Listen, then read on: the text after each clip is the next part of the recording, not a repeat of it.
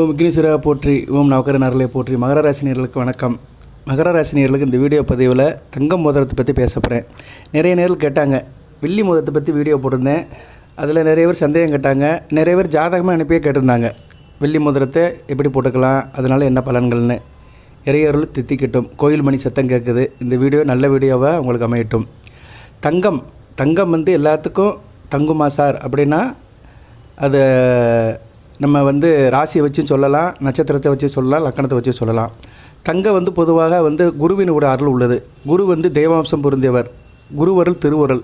அதனால் தங்கம் எல்லாருக்கும் தங்கும். ஏன்னா ஒரு பெண்ணுக்கு திருமாங்கல்யம் போடுறாங்க, திருமாங்கல்யம் தங்கத்தில் தான் போடுறாங்க. அந்த பொண்ணு எந்த ராசியாக இருந்தாலும் சரி, எந்த லக்கணமாக இருந்தாலும் சரி, எந்த நட்சத்திரமாக இருந்தாலும் சரி, வாழ்நாள் முழுக்க வாழ்க்கையில் பெரும்பகுதி பெண்கள் தங்கத்தோடு தான் இருக்கிறாங்க. கழுத்தில் செயின் போடுறாங்களோ இல்லையோ திருமாங்கல்யம் இருக்கும். திருமாங்கல்யங்கிறது தங்கத்தால் தான் செய்கிறாங்க. ஸோ தங்கம் ஒரு வெறுக்கத்தக்க பொருள் அல்ல, எல்லா ராசிக்குமே பொருத்தமானதான். சில பேர் சொல்லுவாங்க சில ராசிக்கு ஆகாது அப்படிம்பாங்க. இருந்தாலும் தங்கம் நடைமுறை வாழ்க்கையில் ஜென்ரலாக பார்க்கும்போது தங்கம் மனித வாழ்க்கையில் மிக தொடர்புடையது. ஏன்னா பெண்கள் தங்கத்தை புனிதமாக நினைக்கிறாங்க. தங்கம் பெண்கள் அதிகமாக ஆபரணத்தில் சேர்த்துக்கிடுவாங்க. மூக்குத்தி, கழுத்தில் செயின், காதில் தோடு, வளையல், இப்படி அதிகமாக போடுறாங்க. ஆண்களும் போடுறாங்க. சரியா, ஆண்களும் கழுத்தில் செயின் போடுறாங்க, கையில் காப்பு போடுறாங்க, மோதிரம் போடுறாங்க. பொதுவாக தங்கம் மோதிரமாக தான் பார்க்கப்படுகிறது. சிறுவர் முதல் பெரியவர் வரை எல்லாருமே மோதிரமாக போடுறோம்.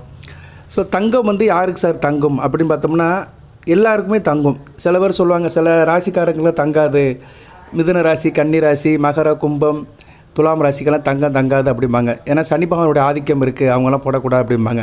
அப்படிலாம் ஒன்றும் கிடையாது. சரியா, ஏன்னா தங்கம் குருவினுடைய அனுக்கிரமாகவும் சுக்கிரனுடைய அனுக்கிரமாக பார்க்கப்படுகிறது. பியூர் தங்கம் குரு. தங்க கட்டி சொல்கிறோம்ல, கோல்டு பார் அப்படின்னு சொல்கிறது குரு. அதில் செம்பு சேர்க்குறோம் பார்த்தீங்களா, ஆபரணம் ஆகும்போது அங்கே சுக்கரை வந்துடுவார். இப்போ 22 கேரட்டுங்கிறது உலோகம் சேர்த்த தங்கம். இப்போ நம்ம கடையில் வாங்குகிறோம் பார்த்தீங்களா, செயின், மோதிரம், தோடு எதா வாங்கினாலுமே அதில் கொஞ்சம் உலோகம் சேர்ப்பாங்க. தாமிரம் செம்பு சேர்த்து தான் அந்த இதை டிசைன் பண்ணுவாங்க. அப்போ தான் அது ஒரு வளைவுக்கு வரும், வளைவுத்தன்மைக்கு வரும். இல்லைனா அது அந்த இதை ஆபரணமாக மாறாது. ஒரு பொருளுக்கு ஏற்ற மாதிரி அது ஃப்ளெக்சிபிளாக இருக்காது. தனியாக கோல்டு பாருங்கிறது வேறு. அது முழுக்க குருவின் அனுக்கிரமாக பார்க்கப்படுகிறது. ஸோ இப்போ தங்கம் யாருக்கு சார் நிறைய வரும், தங்கம் மோதிரம் போடுறதுனால என்ன பலன்கள் அப்படின்னாலே, தங்கம் இருக்கிற இடத்துல மகாலட்சுமி இருப்பாள். சரியா, தங்கம் இருக்கிற இடத்துல அனைத்தும் தங்கும். சரியா, தங்கும் அனைத்தையும் தங்க வைக்கிற சக்தி தங்கத்துக்கு உண்டு. நல்ல விஷயங்களை ஈர்க்கும். சரியா, பாசிட்டிவ் வைப்ரேஷனை ஈர்க்கிற சக்தி தங்க மோதிரத்துக்கு உண்டு. ஏன்னா தங்க மோதிரம் நம்ம என்ன பண்ணுறோம்னா, கையில் போட்டோம்னா இந்த பிரபஞ்சத்துக்கு அப்படியே தெரியும். கழுத்துக்குள்ளே போட்டாலுமே உள்ளே தான் இருக்கும். நம்ம கையில் போட்டோம்னு வச்சுக்கோங்களேன், அது பிறருடைய பார்வைக்கு பளிச்சுன்னு தெரியும். ஒரு மோதிரம் போட்டோம்னா எல்லோரும் பார்ப்பாங்க. ஸோ மோதிரத்தை மகர ராசினியர்கள் எந்த விரலில் போடலாம், யார் போடலாம், அதை பற்றி தான் இந்த வீடியோவில் பார்க்க போகிறோம். எதுவும் சந்தேகம் இருந்தால் கமெண்ட் பாக்ஸில் கேளுங்க. நிறைய தகவல் மோதிரத்தை பற்றி சொல்லலாம். இருந்தாலும் நான் தேவையானதை இதில் சொல்கிறேன். மகர ராசியில் தங்க மோதிரம் போடுறதுனால நட்சத்திரத்துக்கு எப்படி சார் இருக்கும் அப்படின்னு பார்த்தோம்னா, உத்திராட நட்சத்திரத்துக்கு தங்க மோதிரம் போடலாமா சார்னா போடலாம். உத்திராட நட்சத்திரத்துக்காரர்கள் சூரியனோட அனுக்கிரம் பெற்றவர்கள். ஸோ இவர்கள் தங்க மோதிரம் போடுறதுனால இவங்களுக்கு உத்தியோகத்தில் நல்ல ஒரு ஏற்றம் இருக்கும். அதே மாதிரி புத்திர பாய்க்கு நல்லா இருக்கும், பிள்ளைகள் விஷயத்தில் ஏற்றம் இருக்கும், அதிர்ஷ்டம் கை கொடுக்கும். சரியா, இவங்களுக்கு பொதுவாகவே உத்திராட நட்சத்திரத்தை போடுறவங்களுக்கு உத்தியோகம் நல்லா இருக்கும், கடன் தொல்லை தீரும், தேக ஆரோக்கியம் நல்லபடியாக இருக்கும். தேக ஆரோக்கியம் நல்லா இருக்கணும்னா உத்திராட நட்சத்திரத்தில் பிறந்தவங்க தங்கம் மோதிரம் போட்டுக்கலாம். ஆண்கள் பொதுவாக வலது கையில் போட்டுக்கலாம், பெண்கள் இடது கையில் போட்டுக்கலாம். அதுக்கு மேலே அவங்க சௌரியம் தான், இந்த கையில் தான் போடணும் கிடையாது. ஆனால் ஜென்ரலாக உள்ளது ஆண்கள் வலது கையிலும் பெண்கள் இடது கையிலும் போட்டுக்கலாம். எந்த விரலில் போடணும் அதை நான் பின்னாடி சொல்கிறேன், பொறுமையாக கேளுங்க. உத்திராட நட்சத்திரத்துக்காரங்க போட்டிங்கன்னா இது மாதிரி பலன்கள் கிடைக்கும். நட்சத்திரத்துக்கு சொல்லிட்டு அடுத்த லக்கணத்துக்கு சொல்கிறேன். ஏன்னா ஸ்டேஜ் பை ஸ்டேஜ் தான் சொல்ல முடியும். இப்போ உங்களுக்கு கரெக்டாக சொல்லணும்னா அவங்க ஜாதகத்தை பார்த்தா தான் சொல்ல முடியும். நட்சத்திரம், ராசி, லக்கணம் இது 3 கோயின்சைட் பண்ணி குரு நல்ல நிலைமையில் இருக்கார பார்க்கணும். அதுக்கடுத்து திருவோண நட்சத்திரத்துக்கு வம்பு வழக்கு பிரச்சனைகள் சார்ட் அவுட் ஆகும்.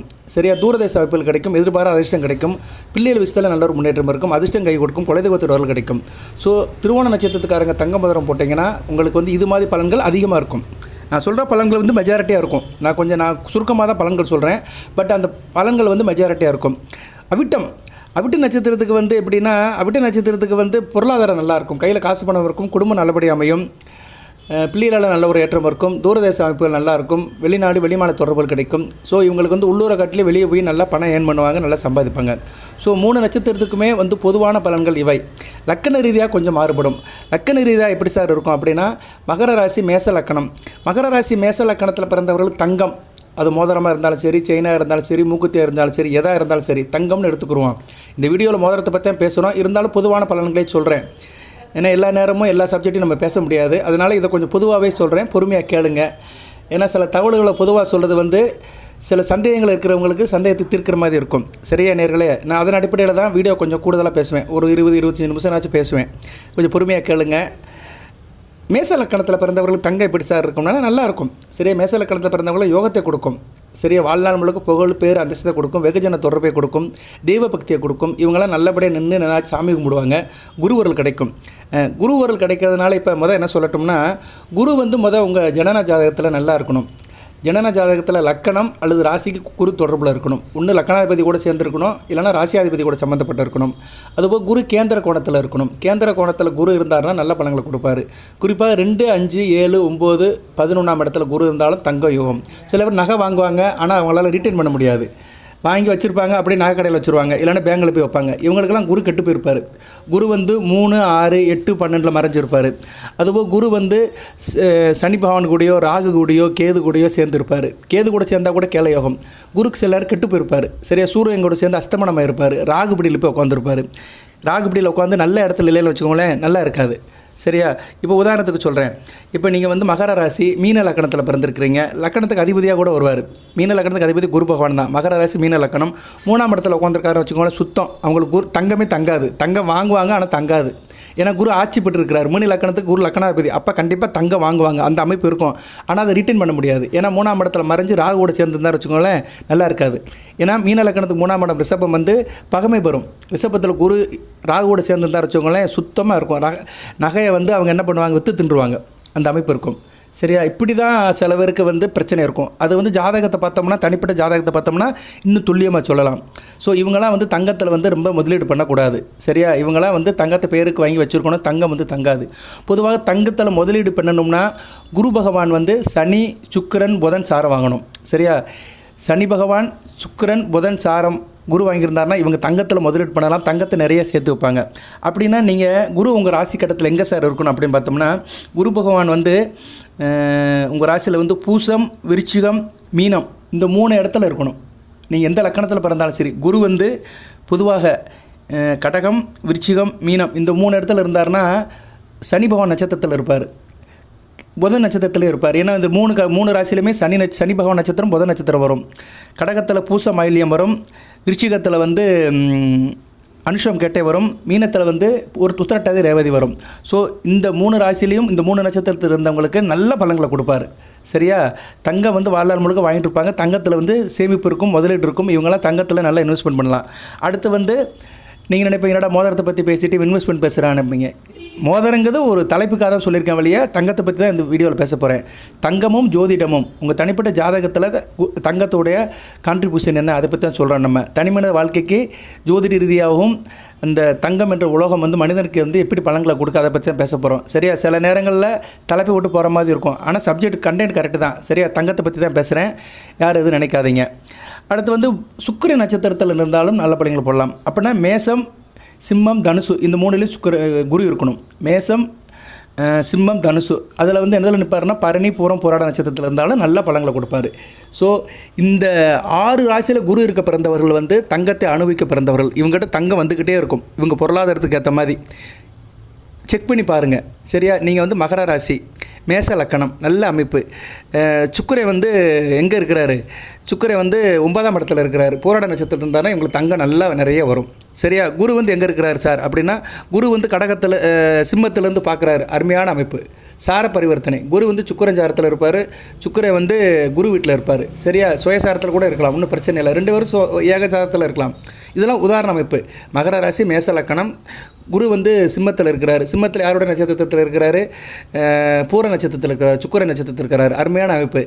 இங்கே தனுசில் வந்து சுக்கிரை வந்து பூரடத்தான் சுயசாரத்தில் இருக்கிறார். குரு வந்து இவரை பார்ப்பார், சுக்கிரனை பார்ப்பார். நல்ல அமைப்பு. இவங்க வாழ்நாள் முழுக்க தங்கம் சிறப்பாக இருக்கும். இவங்க தான் தங்க கடை வச்சுருப்பாங்க, நகை கடை வச்சுருப்பாங்க. ஒரு நகை கடைக்காரரோட ஜாதகத்தை பார்த்தோம்னா குரு பார்வையில் சுக்கிரன் இருப்பார். குருவும் சுக்கிரனும் குரு சாரதும் அல்லது சுக்கிர சாரம் எடுத்திருப்பாங்க. நான் சொன்ன காம்பினேஷனில் இருக்கும். சரியா? இது யாருக்கு அதிகமாக கிளாரிட்டி, யாருக்கு மிக துல்லியமாக வருதோ அவங்களுக்கு நல்லா இருக்கும். குருவும் சுக்கிரனும் கெட்டு போகாமல் இருக்கணும்.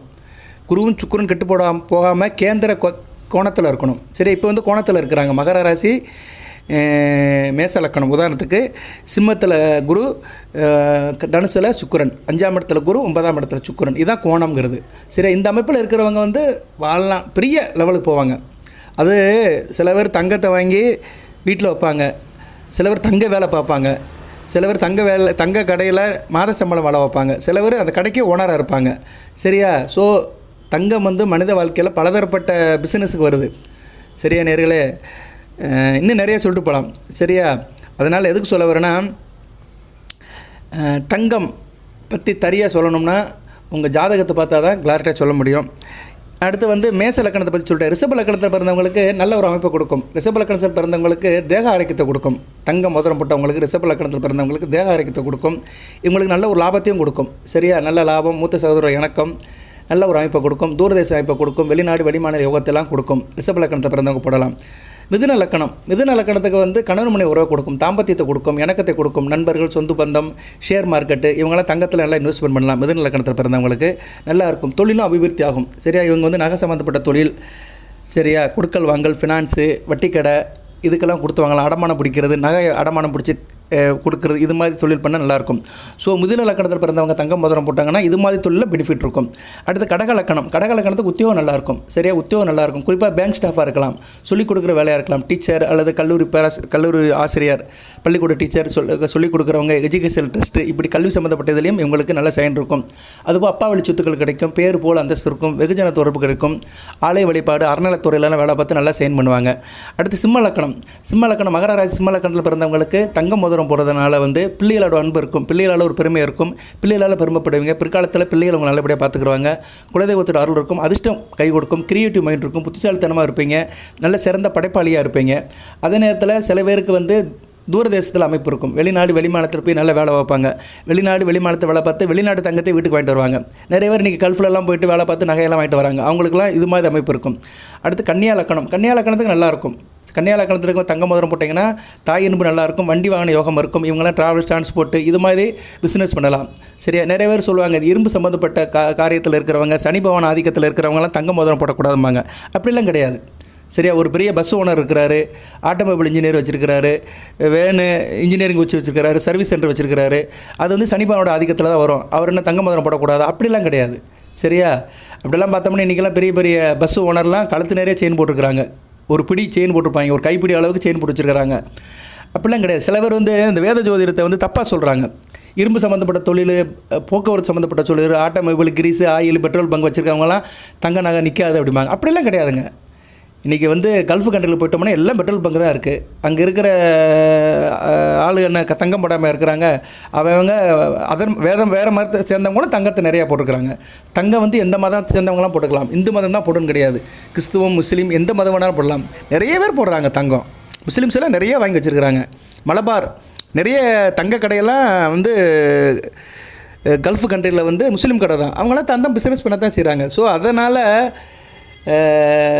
நீங்கள் கன்ஃபியூஸ் ஆகக்கூடாது. ஏன்னா சில பேர் அப்படி தான் பரப்பிட்டுருக்குறாங்க, இந்த தொழில் பண்ணுனா இந்த இதாகணும்னு. நான் இந்த வெள்ளி மோதிரத்தை பற்றி வீடியோ போட்டிருந்தேன். ஒருத்தர் கேட்டிருந்தார், துலாம் லக்கணத்துக்கு ரிஷப லக்கணத்துக்கு வெள்ளி மோதிரம் போடக்கூடாதுல்ல, சரி தனுசு லக்கணத்துக்கு மீன லக்கணத்துக்கு வெள்ளி மோதிரம் போடக்கூடாது, சுக்கரனோட அணுக்குறோம் அவயோகி அப்படிலாம் கேட்டிருந்தார். இந்த அவயோகி யோகியெல்லாம் கிடையாதுங்க. சரியா? நம்ம வீடியோ கேட்குறவங்க நம்ம சொல்லதை போட்டிங்கன்னா நல்லபடியாக இருப்பீங்க. சரியா? நான் கான்ஃபிடெண்ட்டாக தான் சொல்லுவேன், சும்மா புத்தாம் போதும் சொல்ல மாட்டேன். ப்ராக்டிக்கலாக இருக்கேன் பார்ப்பேன். ஏன்னா டெய்லி நான் 3-4 ஜாதகம் பார்க்குறேன். ஜாதகம் பார்க்குறவங்ககிட்ட அந்த அமைப்பை பார்ப்பேன். குரு எப்படி இருக்கிறாரு, இவங்க என்ன வாழ்க்கையில் இருக்கிறாங்க, அதெல்லாம் பார்ப்பேன். அதுபோல் நான் சந்திக்கிற மனிதர்கள், என்ன நண்பர்கள், சொந்த பந்தம், இவங்களோட ஜாதக கட்டம்லாம் எனக்கு தெரியும். அவங்களுக்கு தங்கம் எப்படி யூஸ் ஆகுது, அவங்க தங்க நகை எவ்வளோ போட்டுருக்குறாங்க, அவங்க வீட்டில் அந்த தங்கத்துக்கும் அவங்களுக்கு என்ன தொடர்பு இருக்குது, இதெல்லாம் பார்ப்பேன். சரியா? எல்லாமே எபோ ஆவரேஜாக இருந்தால் தான் நான் ஒரு வார்த்தையே பேசுவேன். எபோ ஆவரேஜாக இல்லைன்னா பேசவே மாட்டேன். அது 150% மேலே அது சாதகமாக இருந்தால் தான் நான் ஜோதிடத்தை இப்போ வீடியோவில் சொல்லுவேன். இப்போ நான் சொல்ல கருத்துகள் சில பேருக்கு சாதகம் இல்லாமல், சில பேருக்கு சம்மந்தம் இல்லாமல் இருக்கும். ஆனால் அப்படி இருந்துச்சுன்னா உங்கள் ஜனன ஜாதகத்தில் குரு கெட்டு போயிருக்காருன்னு அர்த்தம். சரியா? சில பேருக்கு சாதகமாக இருக்கும், சில பேருக்கு எபோ ஆவரேஜாகவும் இருக்கும். சரியா? ரைட் நேர்களே. கன்னி லக்கணத்தை பிறந்தவங்களுக்கு வந்து விவசாயம் நல்லபடியாக வரும். இந்த தங்க மோதிரம் போகிறதுனால இணக்கம் நல்லாயிருக்கும். Travels, transport, logistics, engineering work, petrol bunk, oil Greece வேலைகள்லாம் நல்லாயிருக்கும். அதுபோக வந்து கால்நடை, பால் பண்ணை, மீன் பண்ணை, ஃபிஷ் பண்ணை, இது மாதிரி இதெல்லாம் வைக்கலாம். இணக்கம் நல்லாயிருக்கும். திருமண தடைகள் தெரியா பெறும். காரிய அனுகூலம் இருக்கும். நண்பர்களால் நல்ல ஏற்றம் இருக்கும். சொந்த பந்தம் இதெல்லாம் நல்லபடியாக இருக்கும். கன்னியா லக்கணம். துலா லக்கணத்துக்கு மிகச்சிறப்பாக இருக்கும். சுக்கிரனுடைய லக்கணம். சரியா? சுக்கிரனுடைய லக்கணம் நல்ல விதமாக தான் பார்க்கப்படுகிறது. துலா லக்கணத்துக்கு என்ன காரிய தடைகள் இருக்காது, ஸ்டார்டிங் டேபிள் இருக்காது, நல்ல ஃபோர்ஸாக இருப்பீங்க, நல்ல விதமாக இருக்கும். உத்தியோகத்தில் நல்லா சைன் பண்ணுவீங்க, கடன் பிரச்சனை இருக்காது. ஸோ துலா லக்கணத்துக்காரங்க வந்து மோதிரத்தை போட்டுக்கலாம், ஒன்றும் பிரச்சனை இல்லை. அடுத்து விருச்சிக லக்கணம் மிகச்சிறப்பாக இருக்கும். சரி, விருச்சிக லக்கணத்துக்கு வந்து குரு ரொம்ப ராஜயோகாதிபதியாக வருவார். விருச்சிக லக்கணத்துக்காரங்க சிறப்பாக படலாம். அதுவும் விருச்சிக லக்கணத்திலே அவர் வந்து அனுசம் அல்லது கேட்டையில் இருந்தாருன்னா சூப்பராக இருக்கும். சரியா? அனுசத்தில் இருந்தாருன்னா அருமையாக இருக்கும். விருச்சிக லக்கணம் அனுச நட்சத்திரத்தில் 3ஆம் பாதம் 2ஆம் பாதத்தில் குரு நின்று இருக்கிறவங்களுக்கு தங்கத்தை சேர்த்துக்கிட்டே இருப்பாங்க. நகை கடைக்கு அடைக்க வர போயிட்டு வந்துகிட்டே இருப்பாங்க. சரியா? மாதத்துக்கு ஒரு தடவை இல்லைன்னா 3 மாதத்துக்கு ஒரு தடவைனாச்சும் நகை கடைக்கு போயிட்டு வந்துகிட்டே இருப்பாங்க. அந்த அமைப்பை கொடுப்பார். ஏன்னா லக்கணத்திலே குரு இருந்து திக்பலம் அடைவார். மகர ராசி கும்ப லக்கணம் நல்ல அமைப்பு. சரியா? மகர ராசி மகர ராசி விருச்சிக லக்கணம். அடுத்து வந்து விருச்சிக லக்கணத்தை பிறந்தவங்களுக்கு நல்லாயிருக்கும். குடும்பம் நல்லாயிருக்கும். குடும்பத்தில் வந்து பணப்புழக்கம் நல்லாயிருக்கும். நகை வாங்கி போட்டுக்கலாம். பிள்ளைகளுக்கு நிறைய நகை வாங்கி போடுவீங்க. உங்களை காட்டிலும் உங்கள் குழந்தைகளுக்கு நிறைய வாங்கி போடுவீங்க. அடுத்து வந்து தனுசு லக்கணம். தனுசு லக்கணத்துக்கு வந்து நல்லா இருக்குங்க, நல்லாயிருக்கும். சரியா? நாளும் நல்ல விதையாக இருக்கும். நடக்கிறது எல்லாமே நல்ல விதமாக பார்க்கப்படும். ஸோ தனுசு லக்கணத்தில் மகர ராசியில் பிறந்தவங்களுக்கு நகை வந்து வாங்கி போட்டுக்கிறது மிகச்சிறப்பாக பார்க்கப்படுது. மகர லக்கணம். மகர ராசி மகர லக்கணத்துக்கு நல்லாயிருக்கும். இவங்க வெளிநாட்டில் போய் வேலை வைப்பாங்க. வெளிநாட்டில் வேலை பார்த்து நகை வாங்கிட்டு வருவாங்க. சரியா? உள்ளூரில் வந்து இவங்களால் சைன் பண்ண முடியாது. தூர தேசத்துக்கு போயிட்டு கொஞ்சம் அலைச்சல் திருச்சலில் வேலை பார்த்துட்டு நகை வாங்கி போடுவாங்க. அடுத்து வந்து கும்ப லக்கணம். கும்ப லக்கணத்தை பிறந்தவங்களுக்கு நல்லாயிருக்கும். சரியா? நல்ல வருமானம் வரும். வருமானத்து மூலிமா லாபம் இருக்கும். எக்ஸீட் ஆகும் பணம். வருமானம் வந்து அதிகமாகி, ப்ராஃபிட் அதிகமாகி, அதனால் நகை வாங்கி போடுவாங்க. மிகச்சிறப்பாக பார்க்கப்படுகிறது. மீன லக்கணத்துக்கு தொழில் நல்லா பண்ணுவாங்க. மீன லக்கணத்துக்காரவங்க தங்க மோதிரம் போட்டிங்கன்னா தொழில் வியாபாரம் ஜூடு பிடிக்கும். அதில் நல்ல லாபம் வரும். ஸோ இப்போ வந்து மகர ராசியில் ஒவ்வொரு லக்கணத்தில் பிறந்தவங்களுக்கும் நட்சத்திரத்தில் பிறந்தவங்களுக்கும் இப்போ வந்து எப்படி தங்க மோதிரம் போட்டால் என்னென்ன பலன்கள் கிடைக்கும்னு சுருக்கமாக தான் சொல்லியிருக்கிறேன். இன்னும் நிறையா சொல்லலாம், நான் குறைச்சி தான் சொல்லியிருக்கிறேன். அதுபோக வந்து உங்கள் ஜாதக கட்டத்தில் தங்கம் நல்லா உங்களுக்கு நிற்கணும் அப்படின்னா குரு சுக்கிரன் மறையக்கூடாது. குருவுக்கு 6, 8, 12 சுக்கிரன் வரக்கூடாது. சரியா? யாரோ ஒருத்தர் மறையாமல் இருக்கணும். ஒன்று குருவுக்கு வந்து 2ஆம் இடம், 4ஆம் இடம், 7ஆம் இடம், 5ஆம் இடம், 9ஆம் இடம், 10ஆம் இடம், 11ஆம் இடத்துல சுக்கிரன் இருக்கலாம். இல்லைனா சுக்கிரனுக்கு குரு மறையாமல் இருக்கணும். நான் சொன்ன அமைப்பில் இருக்கணும். 2ஆம் இடம், 4ஆம் இடம், 5ஆம் இடம், 7ஆம் இடம், 9ஆம் இடம், 10ஆம் இடம், 11ஆம் இடத்துல இருந்தாலும் நல்ல பலன்களை கொடுப்பார். அதுபோக வந்து குரு சுக்கிரன் வந்து உங்கள் லக்கணத்துக்கு, நீங்கள் பிறந்த லக்கணத்துக்கு 2, 9 கூடவன் சாரத்தில் இருந்தாலும் நல்ல பலன்கள் இருக்கும். சரியா? அந்த மோதிரம் போடுறதுனால நல்ல யோக பலன்கள் இருக்கும். எல்லோரும் நினைப்பாங்க அவரும் போட்டிருக்காரு, நானும் போட்டிருக்கேன், ஆனால் அவர் நல்லா இருக்காரு சார் அப்படின்னா அவங்க ஜாதகத்தில் அந்த குரு சுக்கிரன் வந்து நல்ல நிலைமையில் இருப்பாங்க. சரியா? இப்படி நிறைய சொல்லிட்டு போகலாம் நேயர்களே. சரி சார், என்னைக்கு போடலாம் சார் அப்படின்னா வியாழக்கிழமை போடலாம். சரியா? வியாழக்கிழமை நீங்கள் வந்து போடலாம். இல்லைனா குருவுடைய நட்சத்திரம் வர அன்றைக்கி போடலாம். புனர்பூசம், விசாகம், பூரட்டாதி நட்சத்திரம் வர அன்றைக்கி போடலாம். வளர்பிறை காலத்தில் போடலாம். சரியா? வளர்பிறை காலத்தில் நீங்கள் இது போட்டிங்கன்னா மிகச்சிறப்பாக பார்க்கப்படுகிறது. வியாழக்கிழமை வந்து முக்கியமான நாளாக பார்க்கப்படுகிறது. வியாழக்கிழமை என்றைக்கு சார் போடணும் அப்படின்னா வியாழக்கிழமை குரு உரையில் போடணும். இரவு 8 to 9 போடலாம். இதை மதியம் 1 to 2 போடலாம். இல்லைனா காலையில் 6 to 7 போடலாம். எங்கே வச்சு போடலாம் சார்னா கோயிலில் தான் போடணும். சரியா? கோயிலில் போடலாம். இல்லைனா வீட்லேயும் போடலாம். சரியா? வீட்டில் வந்து எப்படி போடணும்னா வீட்டில் பூஜை பண்ணணும். வீட்டில் பூஜை பண்ணணும்னா மகர ராசி வீர கணபதியை வச்சுக்கணும். வீர கணபதி படத்தை நீங்கள் வச்சுக்கிட்டு குருனா என்ன, உங்களுக்கு வந்து தேவகுரு பிரகஸ்பதி.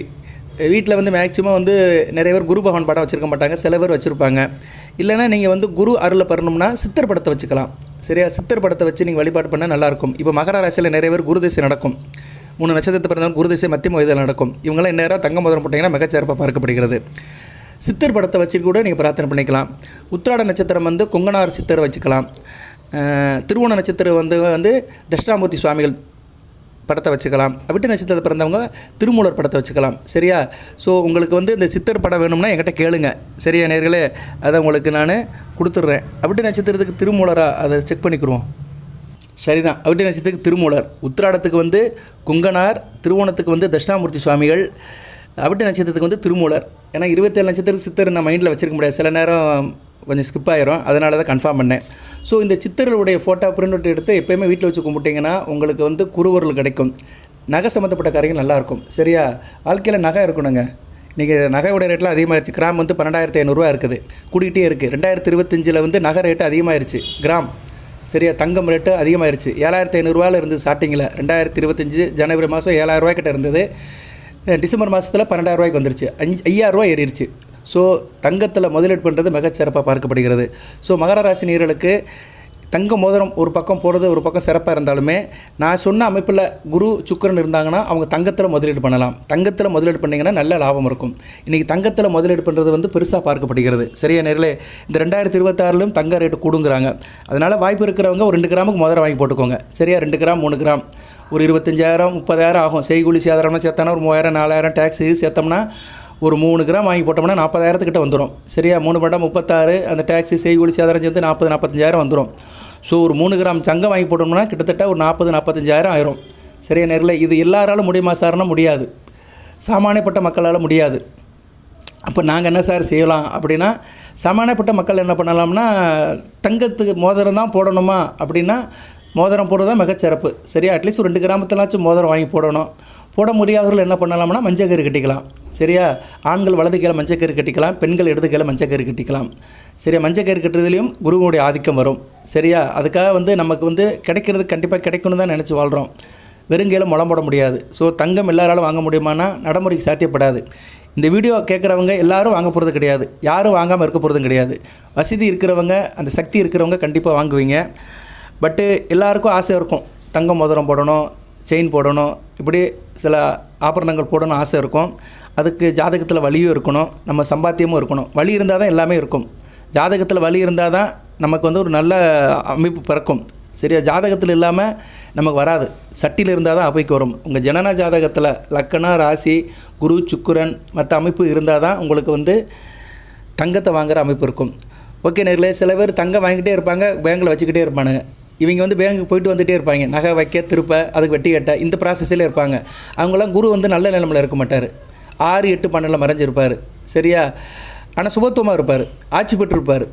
அவங்க என்ன பண்ணுவாங்க, நகை அவங்ககிட்ட இருக்காது, போயிட்டு வந்துட்டுருக்கும். கடனுக்கு நகையை வச்சு கடன் வாங்குறது. உதாரணத்துக்கு சொல்கிறேன், மகர ராசி மிதுன லக்கணம், இது ஒரு சஷ்டாசி அமைப்பு. மிதுன லக்கணத்துக்கு மகரத்திலே குரு இருக்கார் வச்சுக்கோங்களேன், நல்லா இருக்காது. ராசியில் தான் இருப்பார். ராசியில் தான் இருந்தாலுமே நல்லா இருக்குது. ஏன்னா லக்கணத்துக்கு 8ஆம் இடத்துல இருப்பார். இவங்க கண்டிப்பாக நகை வாங்குவாங்க. ஏன்னா ராசியில் இருக்கிறனால நகை வாங்குவாங்க. தான் உழைப்பின் மூலிமா நகை வாங்குவாங்க. ஆனால் வச்சு பாதுகாக்க முடியாது. நகை கடைக்கு போயிட்டு வந்துக்கிட்டே இருக்கும். வீட்டில் ஒரு செலவுனா உடனே போய் நகையை போய் பேங்கில் வச்சுருவாங்க. உதாரணத்துக்கு சொல்கிறேன், மகர ராசி மிதுன லக்கணம். மிதுன லக்கணத்துக்கு 8ஆம் இடத்துல குரு ராசியிலே நீசமாகிடுவார். ஏன்னா மகரத்தில் நீசம் அடைவார். சரி, இவ்வளோ தாங்க ஜோதிடம். சரி, அது 2 கூடியவன் திருவோண நட்சத்திரத்தில் நீசம் அடைச்சிட்டாருன்னா முடிஞ்சு போச்சு. ஏன்னா திருவோணம் 4ஆம் பாகத்தில் தான் அவர் நீசத்துலேருந்து வெளியே வருவார். திருவோணம் 3ஆம் பாகத்துக்குள்ளே அவர் இருந்தார் வச்சுக்கோங்களேன், கண்டிப்பாக இவங்க கையில் பணத்துக்காக போய் பேங்கில் வைப்பாங்க. சரியா? இது இப்படி தான், இதுதான் ஜோதிடம். சரியா? உதாரணத்துக்கு ஒன்று சொன்னேன், நான் ஒரு ஃப்ளோவில் சொன்னேன். உண்மையில் அப்படித்தான் இருக்கும். செக் பண்ணி பாருங்கள். ரைட் நேயர்களே, இப்போ மோதிரத்தை எந்த விரலில் சார் போட்டுக்கலாம் அப்படின்னா, எந்த விரலெலாம் போட்டுக்கலாம். கட்டை விரலை தவிர எந்த விரலாச்சும் போட்டுக்கலாம். மகர ராசியில் நான் ஏற்கனவே உத்திராட நட்சத்திரத்தை பிறந்தவங்க மோதிர விரலை போடலாம். திருவோண நட்சத்திரத்தை பிறந்தவங்களும் மோதிர விரலை போடலாம். அப்படி நட்சத்திரத்தை பிறந்தவங்களும் மோதிர விரலை போடலாம். ஸோ 3 நட்சத்திரத்தை பிறந்தவங்களும் மோதிர விரலை போடலாம். சார் எனக்கு லக்கணம் தெரியல அப்படின்னா 3 நட்சத்திரத்தை பிறந்தவங்களும் மோதிர விரலை போடலாம். ஏன்னா மோதிர விரலை சூரியனுடைய அணுக்கரமாக பார்க்கப்படுகிறது. சூரியனுக்கு சந்திரன், செவ்வாய் 2 பேருமே நண்பர்கள் தான். ஸோ நட்பு கரகத்தில் போட்டுக்கலாம். சரியா? அதனால் மகர ராசியில் 3 நட்சத்திரத்தில் பிறந்தவங்க மோதிர விரலை போடுறது முன்னுரிமை கொடுக்கப்படுகிறது. அதுபோல் லக்கண ரீதியாக சொல்கிறேன் சார், நான் மகர ராசி உத்திராட நட்சத்திரம் அப்படின்னு சொல்கிறவங்க மேச லக்கணம், விருச்சிக லக்கணம், கடக லக்கணம், சிம்ம லக்கணம், இந்த 4 லக்கணத்தில் பிறந்தவங்க சத்தியமாக மோதிர விரலை போட்டுக்கலாம். சரியா? ஏன்னா லக்கணம் தான் மெயின், அதுக்கடுத்த நட்சத்திரம். மகர ராசியில் துலா லக்கணம், ரிஷப லக்கணம், மகர லக்கணம், கும்ப லக்கணம், இதில் பிறந்தவங்க உத்திராட நட்சத்திரத்தில் பிறந்திருக்கான்னு வச்சுக்குருவோம். அவங்க எதில் சார் போட்டுக்கலாம் அப்படின்னம்னா நடுவரில் தான் போடணும். பாம்பு வரல்னு சொல்கிற பற்றியில் நடுவரில் போடணும். அதுமாரி உத்திராட நட்சத்திரத்தில் மிதுன லக்கணம், கன்னியா லக்கணத்தில் பிறந்தவங்க சுண்டு வரலை போட்டுக்கலாம். சரியா? அடுத்து உத்திராட நட்சத்திரத்தில் தனுசு லக்கணம், மீன லக்கணத்தில் பிறந்தவங்க ஆள்காட்டி வரலை போடலாம். சரியா? இப்போ நட்சத்திரத்துக்கு லக்கண ரீதியாக சொல்லியிருக்கிறேன். அடுத்து திருவோண நட்சத்திரம், சந்திரனுடைய ஆதிக்கம் உள்ளது.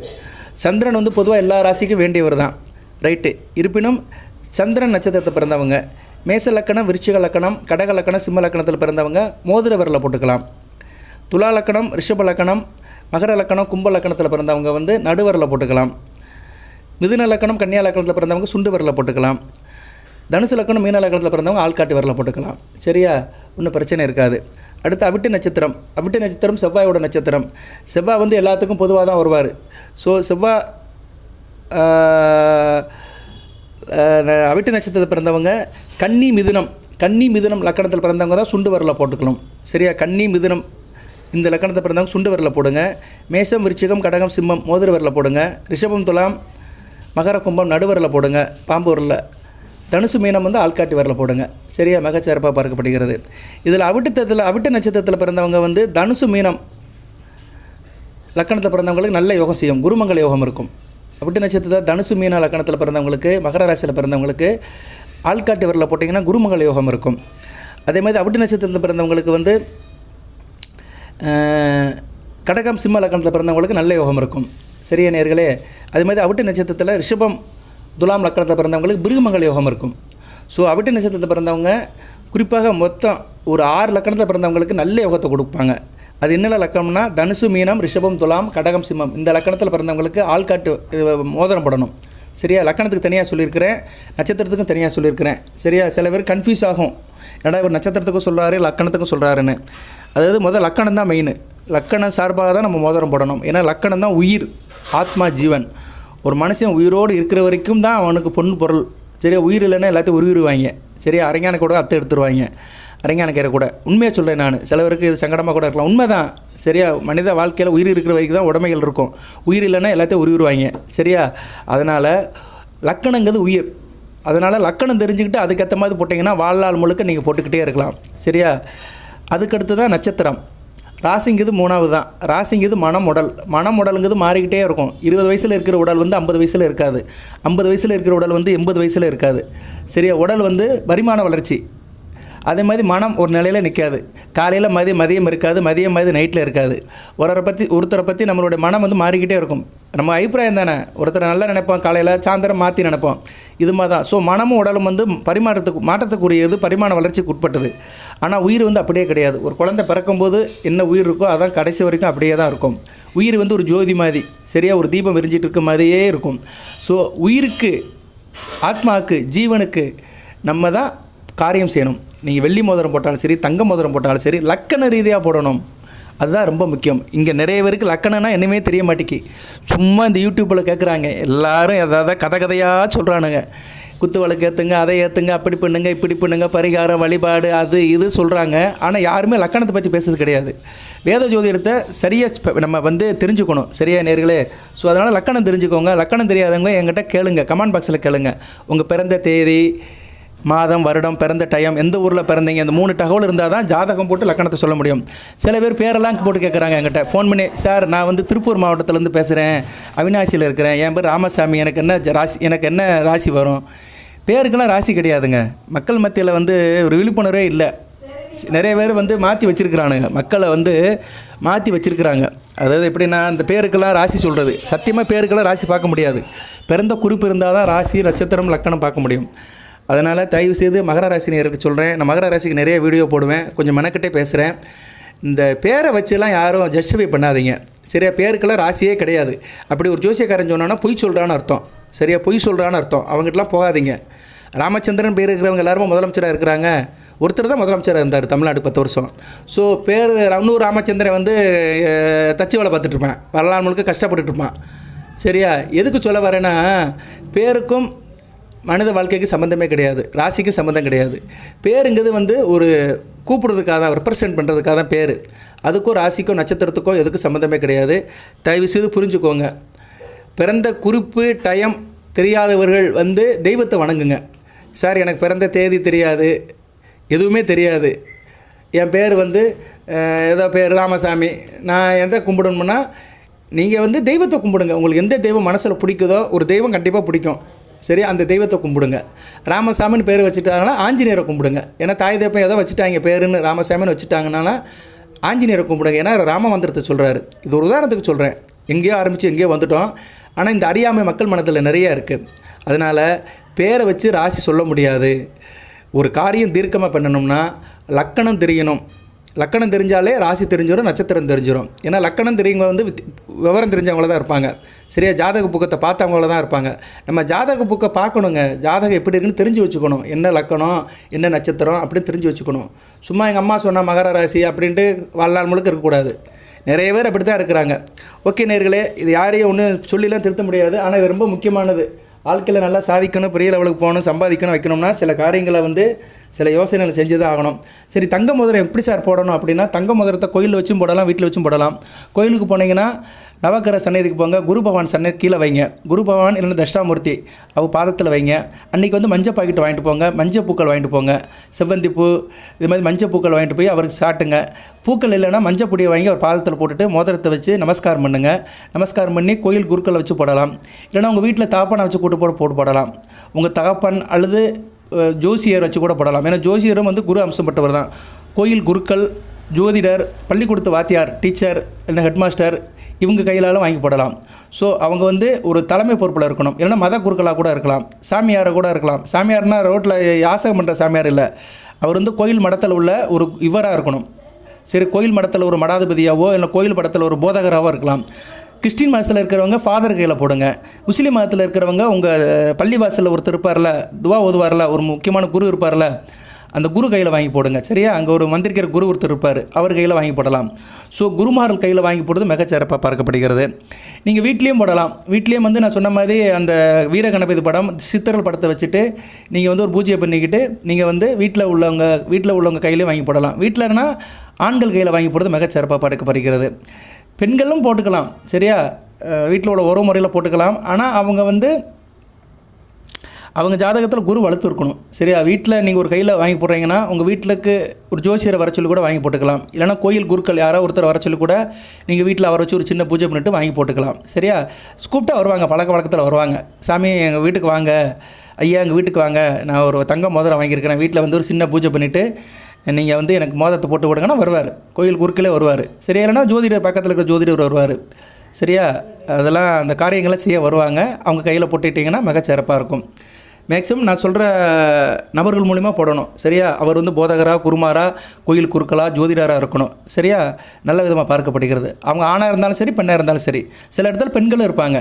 சரியா? பெண்களும் இருப்பாங்க, அவங்க கையிலும் வாங்கி போட்டுக்கலாம். சரியா நேயர்களே? வாழ்த்துக்கள். எல்லாம் வல்ல இறைவன் மகர ராசி நேயர்களுக்கு தங்க மோதிரம் போடுறதுனால சில சௌபாக்கியத்தையும் சில ஐஸ்வர்யத்தையும் சில நன்மையும் கொடுப்பார். அடுத்த நலங்கள் வளங்களை பற்றி தேக ஆரோக்கியத்துடன் தீர்க்காயலுடன் நீடிஓடி வாழ்க, நிறைந்த வளம் பெறுக. ஏதோ சந்தேகங்கள் இருந்துச்சுன்னா கமெண்ட் பாக்ஸில் கேளுங்க. ஜனநாயகம் செக் பண்ணுறதா இருந்தால் வாட்ஸ்அப் நம்பருக்கு அணுகுங்க. ஃபோட்டோ வேணும்னாலும் என்கிட்ட கட்டுக்கலாம். சித்தர் படம், கணபதி படம், விநாயகர் படம், மற்றபடி இந்த லட்சுமி படம் எதாக இருந்தாலும் கட்டுக்கலாம். மந்திரம் எதனாச்சும் வேணும்னாலும் என்கிட்ட கேளுங்க, சொல்கிறேன். குரு மந்திரம் வேணாலும் கேளுங்க. ஏன்னா இந்த பூஜை பண்ணும்போது குரு மந்திரத்தை சொல்லணும். ஏன்னா குரு தான் பொன்னானன். குரு மந்திரத்தை சொல்லணும். குரு மந்திரம் வேணுங்கிற என்கிட்ட கட்டுக்கலாம். பொதுவாக குரு மந்திரம் இருக்குது. குரு பிரமா, குரு விஷ்ணு, குருதேவ் மகேஸ்வர, குருசாஸ்தா பரபரமா தஸ்மை ஸ்ரீ குருவே போற்றி அப்படின்னு குரு மந்திரம் பொதுவானது, அதை சொல்லலாம். ஏன்னா குருவுடைய நாமத்தை சொல்லலாம். தேவ குருவை போற்றி, பரஸ்பதியை போற்றி, பொன்னானனை போற்றி, புனபூச குருவனை பொட்டி, விசானஸ்த குருவனை பொட்டி, புரட்டாயனஸ்த குருவனை பொட்டி, தனுசு ராசியில் மூலத்திரிவன ஆட்சிவனை பொட்டி, மீனராசி குடிவனை பொட்டி, கடராசி உச்சமடையவனை பொட்டி, தனகாரனை பொட்டி, புத்திரகாரனை பொற்றி, இப்படி ஒரு 10 நாமத்தை சொல்லிட்டு கூட நீங்கள் அந்த மோதிரத்தை போட்டுக்கலாம். சரியா? நம்ம இருக்கிற இடம் தான் கோயில். நெஞ்சமே கோயில், நினைவே சுகந்தம், பூஜை உள்ள வர பராபரமே. வாழ்த்துக்கள். அனைத்து வளங்கள் அழிலும் பெற்று தேக ஆரோக்கியத்துடன் தீர்க்காயலுடன் நீடு ஓடி வாழ்க, நிறைந்த வளம் பெறுக. நன்றி நேயர்களே.